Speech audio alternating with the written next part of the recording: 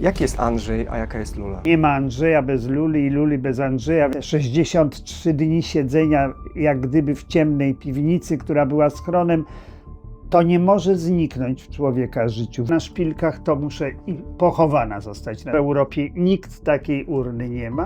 Mam kochanka, mam koleżankę, kocham ją.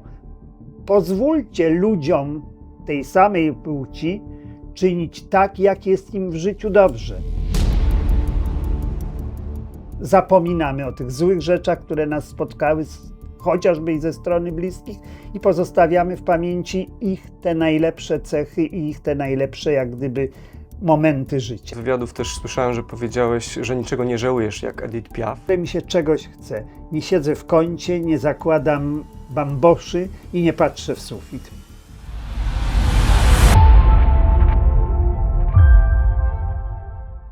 Cześć, witajcie na naszym kanale. Dzisiaj naszym gościem jest Andrzej, a raczej Lula dla Polaka. Witam serdecznie. Andrzeju, powiedz, czy wolisz mówić, żeby mówić do ciebie Andrzej czy Lula?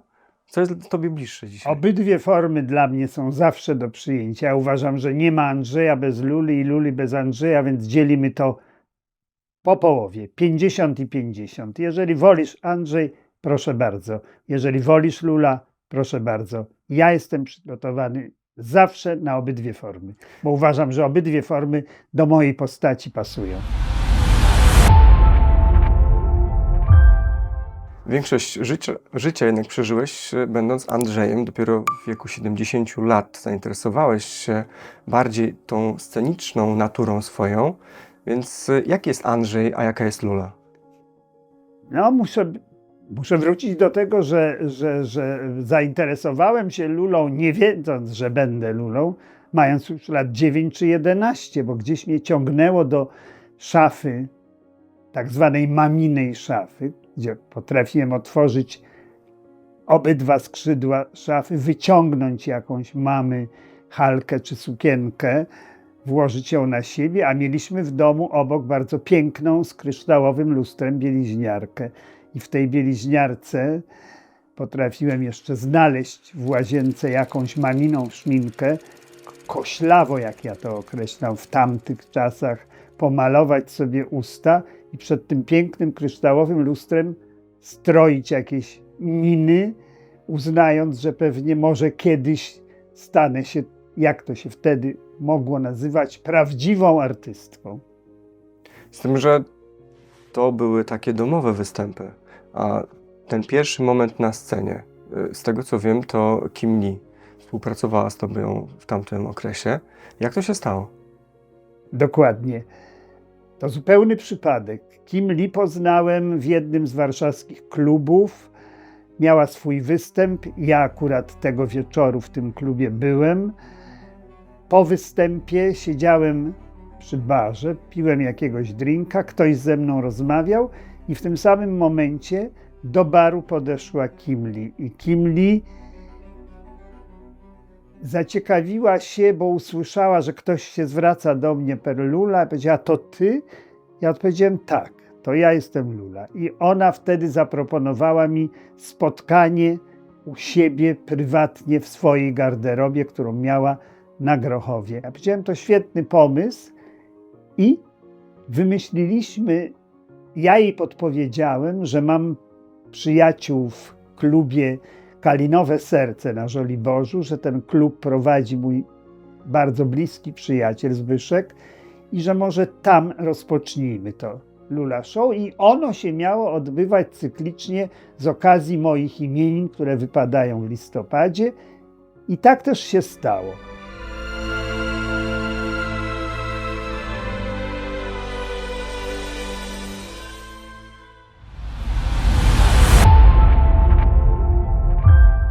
Znamy na pewno wiele nazwisk, które wywarły duży wpływ na kulturę naszego kraju i świata.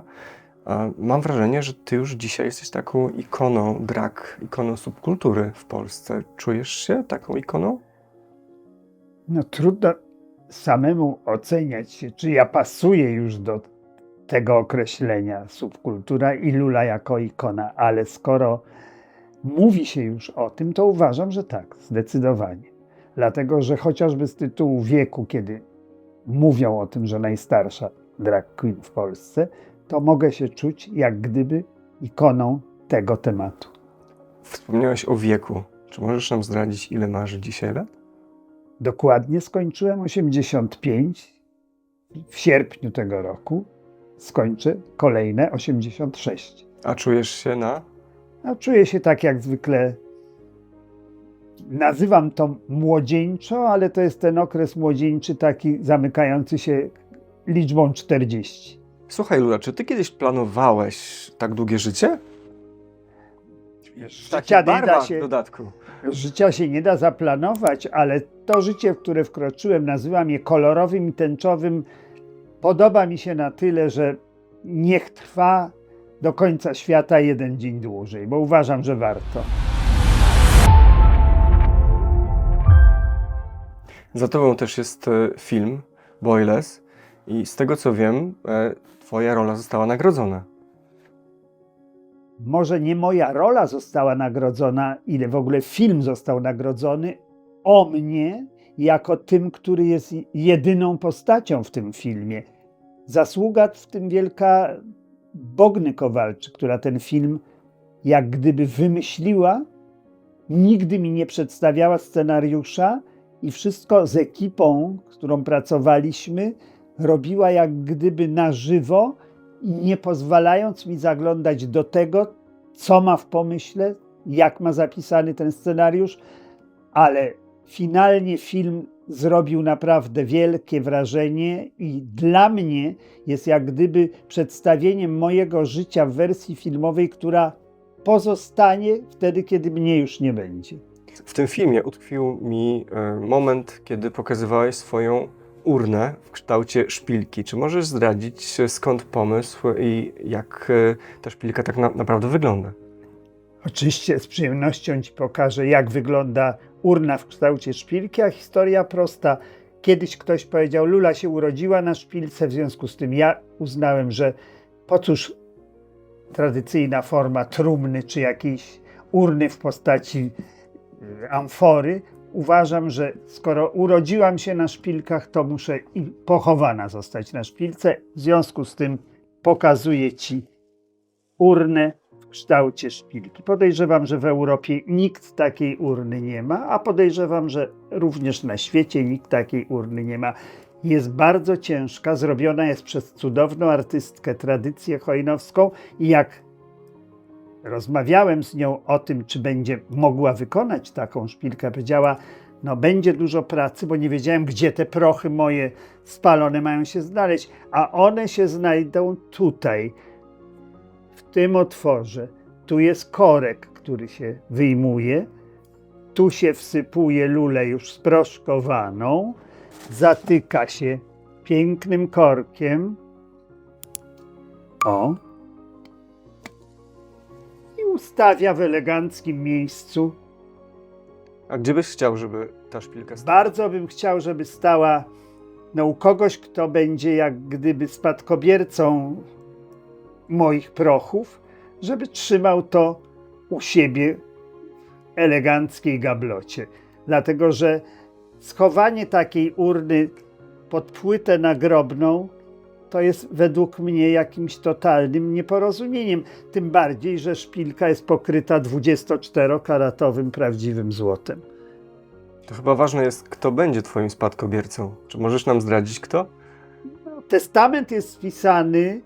Jak wiecie, testament zawsze można zmienić w ostatniej chwili, bo powiedzmy teraz uznałem, że spadkobiercą powinna być Sisi, czyli Damian, a może mi się to jeszcze zmienić w ostatnim momencie mojego życia i na przykład pozostaniesz ty moim spadkobiercą. I wtedy ty będziesz tą szpilką jak gdyby dysponował i zarządzał. Losy nigdy nie są do końca przewidziane. Żadnego z ludzi na świecie.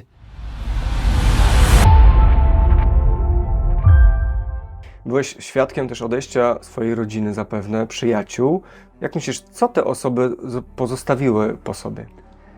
No wiesz, akurat w gronie przyjaciół, a szczególnie w moim gronie, czyli gejów, odeszło już ich tylu, że w tej chwili mogę ich tylko wspominać miło i z nostalgią i ze smutkiem. Natomiast żałuję, że nie dożyli czasu, kiedy ja jak gdyby stałam się tym kolorowym ptakiem i nie mogą tego zaobserwować. Biorąc pod uwagę Twoje wyznanie, zawód, tak naprawdę, jak postrzegasz tą pamięć, która jest za Tobą? No ta pamięć, która jest poza mną, to jest taka pamięć wieloraka, dlatego że ten okres mojej najmłodszych lat, to przeżycie powstania, te 63 dni siedzenia jak gdyby w ciemnej piwnicy, która była schronem, to nie może zniknąć w człowieka życiu. W moim życiu to pozostawiło w pamięci taki ślad, którego się nie da, jak to się mówi, wytrzeć gumką, myszką, tylko to o tym się będzie pamiętało, będzie się mówiło i to będzie obraz, który nigdy z pamięci się nie da wymazać. Zdarza się często, że również religia definiuje osobę. Jak jest u Ciebie z tą religią? No, u mnie z religią taką prawdziwą jest bardzo na bakier, dlatego że ja nie jestem człowiekiem niewierzącym, ale nie praktykuję religii. Nie chodzę do kościoła, a nie chodzę między innymi dlatego, że spotkała mnie wielka przykrość wtedy, kiedy umarła moja matka. Myśmy z ojcem się wybrali do proboszcza naszej parafii, który jak gdyby potraktował nas, jak w tej chwili mogę określić, per noga, czyli zbył nas, powiedział: nie zawracajcie mi głowy z pogrzebem waszej żony i matki, bo ja się szykuję do jakiejś tam procesji, co dla mnie jest niewybaczalnym błędem i nie do przyjęcia, żeby w polskim kościele proboszcz, do którego moja matka chodziła co tydzień do kościoła, w ten sposób potraktował moment jej śmierci. Kończymy ten temat. Drugi temat, kiedy ksiądz chodzi po mieszkaniach i po domach po tak zwanej kolędzie. Przybył do mnie tutaj, do mieszkania, w którym w tej chwili rozmawiamy, zadzwonił, przeprosiłem księdza, że jestem do spotkania po kolędzie nieprzygotowany i objawiłem mu to po prostu w ten sposób, że byłem rzeczywiście w szlafroku, odsłoniłem ten szlafrok, ksiądz mnie zobaczył nagiego i więcej do tej pory po kolędzie mojego mieszkania nie odwiedza. A czy wśród księży masz fanów? Nie wiem, czy osobiście mam wśród księży fanów, ale znam przypadki, że księża się bardzo światem gejowskim jak gdyby interesują. Sami w tym świecie stanowią dość liczną grupę.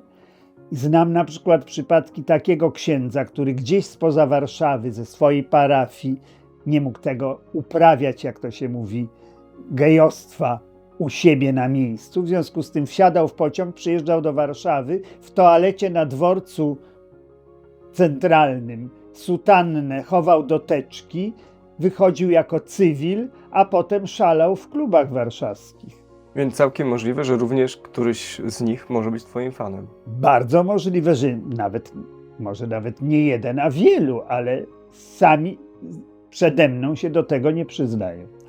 Za Tobą też Nie zdradzają swojego księżego stanu.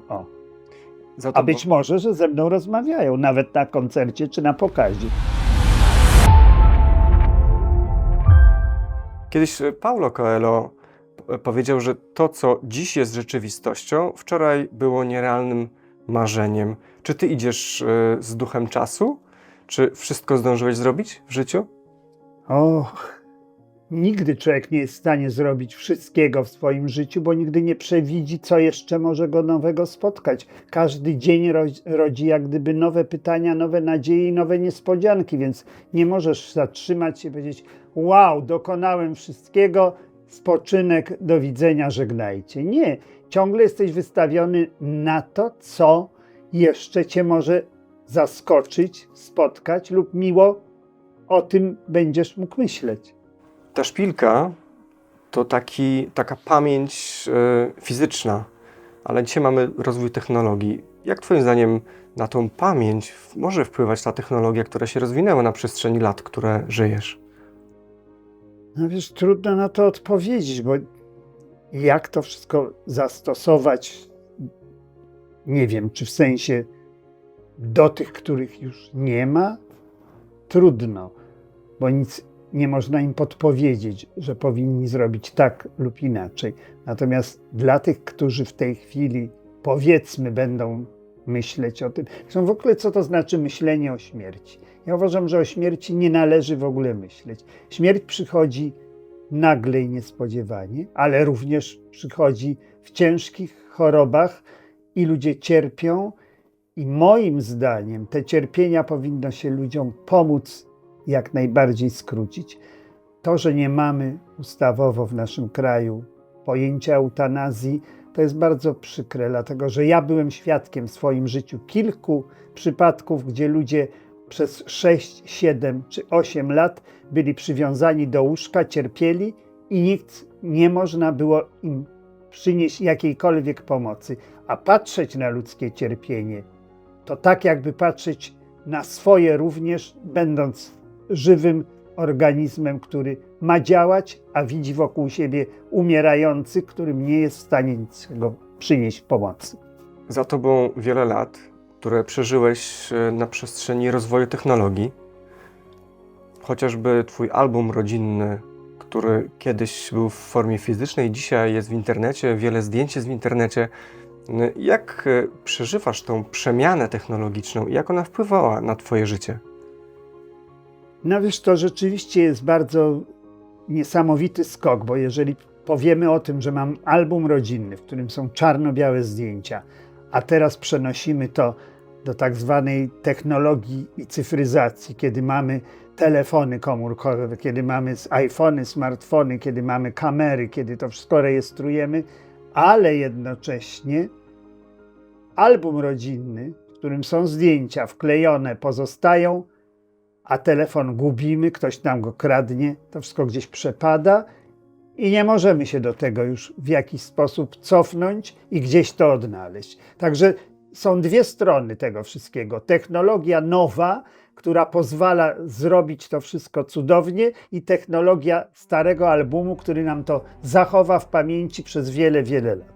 Czy znasz swoich wszystkich przodków? Wszystkich nie znam, ale dziadka Jana, który jak gdyby był moim przewodnikiem od wieku 5 lat aż do swojej śmierci, znam doskonale, pamiętam go i mile go wspominam. Babci natomiast ze strony mamy nigdy nie poznałem, bo zmarła 2 lata przed moim urodzeniem, natomiast babcię ze strony ojca, Franciszkę, doskonale pamiętam. Czy często odwiedzasz groby swojej rodziny, rodziców? Staram się dość często. Na pewno są to wszystkie rocznice imienin lub urodzin i na pewno są to momenty świąt Wielkanocy, Bożego Narodzenia. Zawsze idę z jakąś tradycyjną wiązanką, czy choinką, czy zajączkiem, czy właśnie z bukietem żonkili, który jest takim radosnym kolorem żółtym nadziei, i przypada zwykle kwitnienie w okresie świąt Wielkanocy. Przeżyłeś dni wojny, twoja rodzina zginęła też podczas wojny. Nie wszystkie groby zapewne są w formie fizycznej. Jak pamiętasz te osoby, których grobu fizycznie dzisiaj nie ma? No na przykład na grób dziadka ze strony ojca chodzę na powązki wojskowe, bo wiem, że to jest kwatera symboliczna w ogóle pochowanych tam wojowników, którzy brali udział w powstaniu. Także wiem o tym z napisu i z tablicy, że to jest, powiedzmy, grób dziadka, ale czy on właściwie jest tam pochowany, tego nawet mój własny ojciec nie wiedział. Co myślisz o takich projektach jak właśnie cmentarz wirtualny? Wspaniała rzecz, dlatego że na cmentarzu wirtualnym możemy dokonać tego wszystkiego, o czym myślimy. Możemy na tym cmentarzu położyć wiązankę, zapalić znicz. W okolicy na przykład tradycyjnych wszystkich świętych odwiedzić nie tylko grup najbliższych, ale również tych, którzy tam leżą ze znajomych, czy postaci, które zasłużone są, nie wiem, dla polityki, dla kultury, dla świata w ogóle, które w jakimś momencie są również tam, nie znając nawet ich, mogę jak gdyby pamięć o nich przywrócić. Te wszystkie cmentarze, gdzie jest wiele starych grobów, dla mnie to jest takie świadectwo historii. Czy też takim świadectwem historii mogą być te wirtualne cmentarze, wirtualny cmentarz dla Ciebie? Absolutnie tak, dlatego że na tym wirtualnym cmentarzu możemy zawsze wrócić i gdzieś go pokazać w każdym momencie. Natomiast cmentarze tradycyjne w życiu przenosimy się, mieszkamy w różnych miejscach, przenosimy się czasami za granicę. Trudno nam odwiedzać regularnie cmentarz tradycyjny, a niekiedy w ogóle, kiedy już ostatni z danej rodziny odchodzą, kto ma potem o tym pamiętać, kto ma się tym wszystkim zajmować. Na cmentarzu wirtualnym możemy zawsze to w jakiś sposób zaprogramować, możemy to przekazać innym, żeby o tym pamiętali i żeby w każdym momencie, kiedy będą chcieli pamięć o nas, których już nie ma, odnowić, żeby mogli właśnie, jak to się mówi, kliknąć, otworzyć cmentarz i zobaczyć, czy jest porządek, czy trzeba zapalić świeczkę, czy może trzeba usunąć bukiet kwiatów, który też był wirtualnie położony, ale trzeba go zmienić, bo wygląda już, jak to się mówi, nieświeżo. Czy Twoim zdaniem społecznie i politycznie jesteśmy gotowi w Polsce na tą przemianę, żeby taki cmentarz wirtualny był mocnym elementem tej pamięci o ludziach? No to będzie bardzo trudne przejście, dlatego że Kościół katolicki, a szczególnie Kościół w Polsce, nie wyobrażam sobie, żeby odstąpił od tradycyjnego pochówku, od tradycyjnych zachowań na cmentarzach, dlatego że to wtedy wytrąci Kościołowi, który jest szalenie w Polsce pazerną, jak gdyby częścią społeczeństwa, i bez pieniędzy ksiądz i Kościół polski nie wyobraża sobie swojego istnienia. To jest moje subiektywne zdanie, ale tak się to w tej chwili, obserwując, toczy. Ja uważam, że przejście do cmentarza wirtualnego należałoby uderzeniowo w jakiś sposób, nie wiem, pokazać ludziom, co znaczy i jak jest formą wygodnego pochówku, bo łatwiej utrzymać na cmentarzu wirtualnym pamięć o swoich bliskich. Ja mam na przykład takie groby, które już nie potrafiłbym w tej chwili odnaleźć, bo nie wiem, gdzie, w której kwaterze ich szukać. Te 8 lat rządów minionej opcji było bardzo bliskie Kościoła, więc nic się prawnie nie zmieniało w Polsce. Jak ty postrzegasz te czasy, te 8 lat rządów? 8 lat rządów postrzegam może nie w odniesieniu do Kościoła, który był bardzo sprzężony z partią rządzącą, natomiast nie chciałbym o polityce mówić. Natomiast wiem, że środowisko tak zwanej społeczności LGBTQ+, tak zwanej społeczności tęczowej, było przez rządzących przez te 8 lat spychane na margines. I uważam, że robiono tym wielką krzywdę społeczności, bo społeczność LGBTQ+ to nie jest garstka ludzi, tylko to są wielotysięczne ilości ludzi. I nie można sprowadzać takiego tematu do tematu schowamy ich do szafy, bo oni nie są ludźmi, bo oni są jak gdyby formacją, która nie powinna się znaleźć w społeczeństwie. Ja to tak czytałem czasami w wypowiedziach, bo jeżeli pan minister mówi o tym, że ja idąc w paradzie, to ja tworzę grupę sodomitów, że ja jestem jakimś człowiekiem, który jest spoza normalnych ludzi, którzy żyją w tym 38-milionowym kraju, na to nie godzę się. I uważam, że nowa ekipa, która rządzi już od prawie kwartału, będzie to starała się bardzo zmieniać i będzie jak gdyby wspierać środowisko LGBT, dlatego że w tym środowisku są ludzie z wielkich miast, z miasteczek, ze wsi. Dlaczego chłopak czy dziewczyna na wsi mają być gdzieś zastraszani, schowani? Oni takie same mają prawo jak każdy inny obywatel i Polak istnieć, mówić tak, mam kochanka, mam koleżankę, kocham ją. Pozwólcie ludziom tej samej płci czynić tak, jak jest im w życiu dobrze. Masz 85 lat. Wiele osób odeszło, obserwowałeś śmierć tych osób. Zawsze osoby odchodzące pozostawiają jakiś ślad. Nigdy nie można powiedzieć, że gorszy lub lepszy. No zawsze pozostawiają w naszej pamięci, a jeżeli są to osoby bliskie, te najwspanialsze, najciekawsze rzeczy, bo czasami życie jak życie. Toczy się, kłócimy się, spieramy się, awanturujemy się. W momencie, kiedy ci ludzie odchodzą, zapominamy o tych złych rzeczach, które nas spotkały, chociażby i ze strony bliskich, i pozostawiamy w pamięci ich te najlepsze cechy i ich te najlepsze, jak gdyby, momenty życia.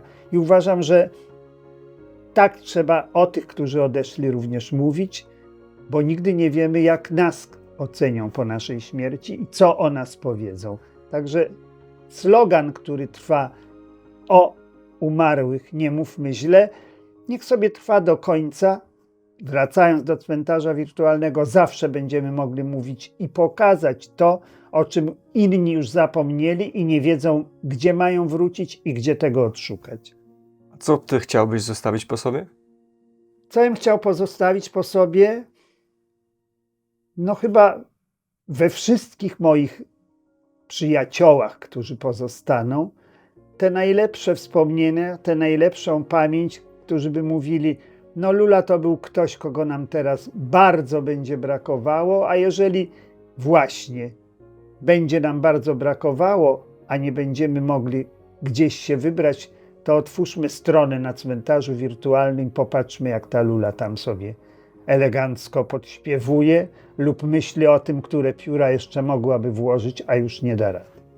Wszyscy pozostawili tylko same dobre wspomnienia, bo jeżeli nawet w moim życiu kiedykolwiek były jakieś przykrości, których bezpośrednio od nich doznałem, to wszystko pozostawiłem poza sobą, nie wracam do tego. Uważam, że każdy, kto z moich przyjaciół i z moich najbliższych odszedł, mogę tylko mówić o nim i wspominać we wspaniały sposób. Andrzej, za tobą filmy, udział w przedstawieniach teatralnych, w teledyskach, ale też książkę ostatnio wydałeś. Gdybyś mógł powiedzieć, jak się sprzedaje, jeśli już wiesz, i co w niej znajdziemy?